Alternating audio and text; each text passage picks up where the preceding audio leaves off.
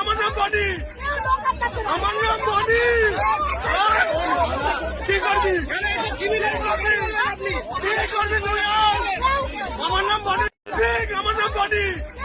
Half pant পরিয়ে তাকে নামানো হচ্ছে। প্রথমে শুরু করা হলো তার পাড়া থেকে, দেখতেই পাচ্ছেন সেই বনি, 24-এর বিশ্ববিখ্যাত সেই বনি, এই কাঁচরাপাড়ার বনি।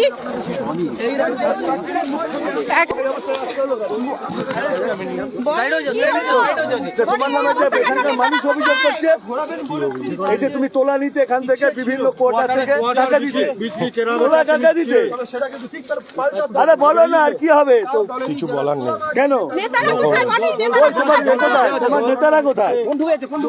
একা একা তুমি কি, তোমার কোনো আক্ষেপ আছে? দলের জন্য তো অনেক কিছু তোলা তুলেছো, তো আর কি আক্ষেপ আছে কোনো? কাদের দিতে টাকা, কাদের নাম করে টাকা তুলেছিলে, তারা কোথায় গেল? বলো বলো। এইখানেই তো 24 সালে তুমি বলেছিলে আমি বলি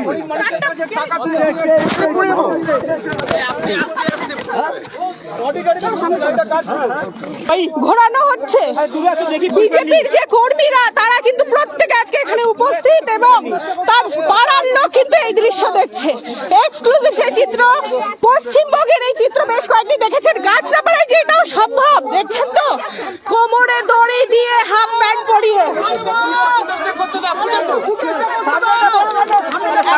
কাঁচরাপাড়া 3 নম্বর ওয়ার্ডে বনিকে ঘোরানো হচ্ছে। বনি একটা ত্রাস সৃষ্টি করে রেখেছিল, একটা বনি নামে এটা এই অঞ্চলে একটা আতঙ্ক ছিল।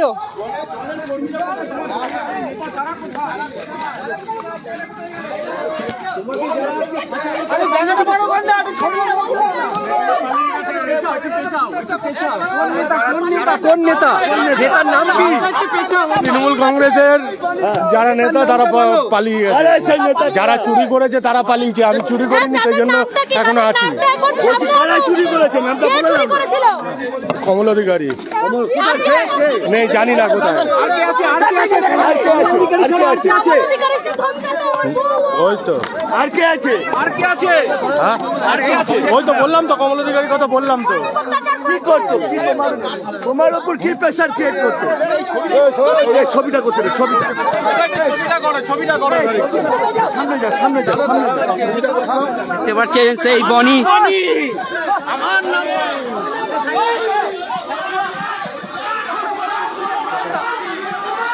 দেখছেন বনির অবস্থা, দেখছেন তো, কাঁচরাপাড়ায় একটা ত্রাস সৃষ্টি করে রেখেছিল। কোমরে দড়ি পরিয়ে ঘোরানো হচ্ছে, শহরেও ঘোরানো হবে। পুলিশ রয়েছে, রয়েছে বিজেপি কর্মীরা এবং সাধারণ মানুষ।